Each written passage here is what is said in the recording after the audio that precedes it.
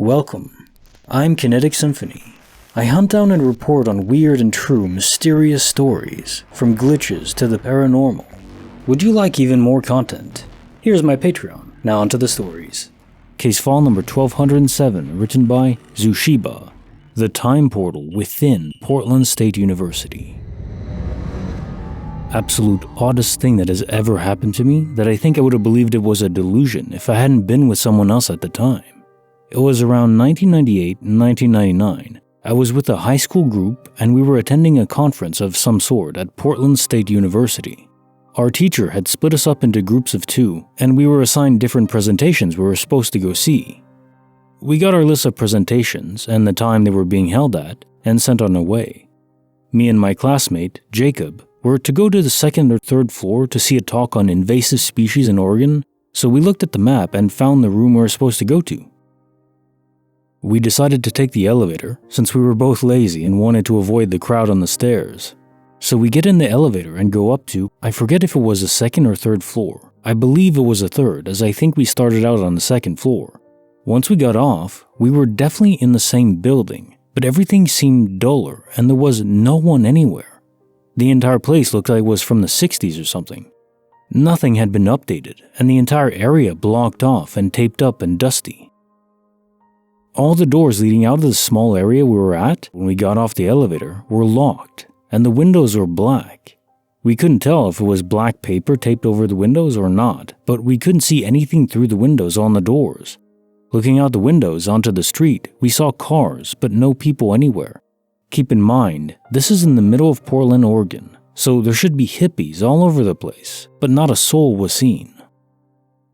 I finally found a door that was open and went through it, but the whole building seemed to be abandoned. So I went back to the elevator and met Jacob, who hadn't seen anything more than I did. At the time, there were several hundred people at Portland State University for this conference, so the third floor should be buzzing with activity, but we neither saw nor heard a soul. You couldn't even hear the activity downstairs. Jacob had a very uneasy feeling, and I agreed we should probably go back downstairs. So we got back on the elevator and got off on the second floor where we came from, if I recall correctly. And we were back. Bright lights and a bunch of people all over the place. We looked at the map again and found the location of our assigned presentation, and it said it was up one floor from where we were, so this time we took the stairs. We found ourselves right where we had been, but everything was shiny and new, updated, and looked like new paint. None of the doors were locked, and there were people everywhere. Looking outside onto the street, the hippies were in full frolic. I have no idea where Jacob and I went that day on the elevator, but it was probably a good thing we came back. Case notes for the file 1207.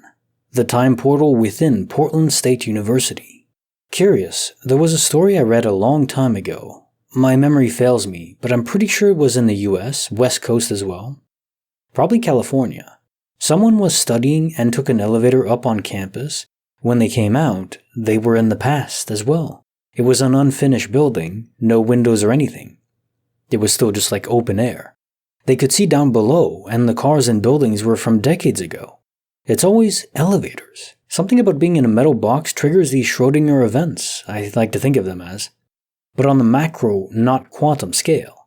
It's like light is forced to choose what orientation and velocity and vector it is in when it's interacted with. The waveform dissipates into a proper quantized packet, instead of just a wave. This applies to everything, not just light, but it's just easier to test with light. So likewise, for us on the macro scale, if isolated away, the normal state of binding to one universe is no longer valid. We're in a superposition, at least for the soul. It can move around, and hasn't decided where it's going to land yet. Heck, this may even be reproducible, a testable phenomena. Isolating people into metal boxes and seeing if they emerge in the same universe after a few minutes. Maybe the fact the box, the elevator, moves relative to surrounding mass also matters. It's like to generate an EM field, you have to have metal that's spinning quickly. Hot metal. And it'll generate a field. So it's not just isolating a single thing, there could be other factors. Movement could be a factor as well. Bonus file written by KirinG. Horror at the Red-Eyed Mountain. I used to live in Arizona, right between a couple of mountains. One was called Superstition, with the associated rumors you'd expect, The other was Red Mountain, which was a Yavapai Indian holy site and off limits unless you have a permit. There are a decent amount of stories about skinwalkers and other nasty Native American beasties like the Hoofy to come out of the area. I've always had a fascination with those stories, but was never scared of them. I spent a lot of time wandering around the desert and was used to seeing all manner of wildlife, including coyotes, mountain lions, javelinas, and various deer. As we frequently did, a couple of friends and I went camping one weekend. We picked a new spot along the Gila River, within close but legal distance of the Red Mountain. We scouted it a couple weeks before, and as far as anyone could tell, it was public land and perfectly legal for us to be on. Near the river in a nice clearing free of the ever-present jumping cola. It was a beautiful night, a clear, warm, wonderful view of the Milky Way. We could hear frogs down at the river and the occasional yipping of the local coyote pack. Then, around 3 a.m., everything went quiet. You could almost feel the silence pressing down around you. We throw a couple extra logs on the fire and instinctively huddle around it. Couple minutes go by, then, from across the river, we hear the sounds of drums. No one has ever really been able to decide if they were one or two, but it sounded like a low, steady heartbeat. The sound abruptly cut off after about 10 minutes or so, and we were pretty damn relieved. Then we noticed the silence was the same, only this time, it felt like we were being watched. From the other side of the fire, one sound kicks in. It's a snuffling, shuffling sound, exactly like a javelina rooting around for a snack. Now, javelinas are cute little pigs, ranging from 50 to 90 pounds or so. This one was not cute in any sense of the word. He was grizzled, ragged, and huge, at least 4 feet at the shoulder, at least 120 pounds, and his eyes glowed red. I've never seen eyes like that. He seemed to inspect our campsite and looked at each and every one of us from across the fire. We were being assessed. I don't know for what. Suddenly, a mass of sap lit off in the fire. When the sparks died down, he was gone. Slowly, the normal nighttime sounds started up again, and we passed the rest of the night in relative peace and booked it out of there the first thing in the morning. We never went back to that particular campsite again. It took a couple months before I felt comfortable outside at night. I eventually was able to go hiking on the Red Mountain with the Yavapai guide, and we resumed our weekend camping trips. I never saw anything like that javelina again, though. Case notes for the bonus file. Horror at the Red-Eyed Mountain. So when the drums popped into the story, my mind connected to Jumanji.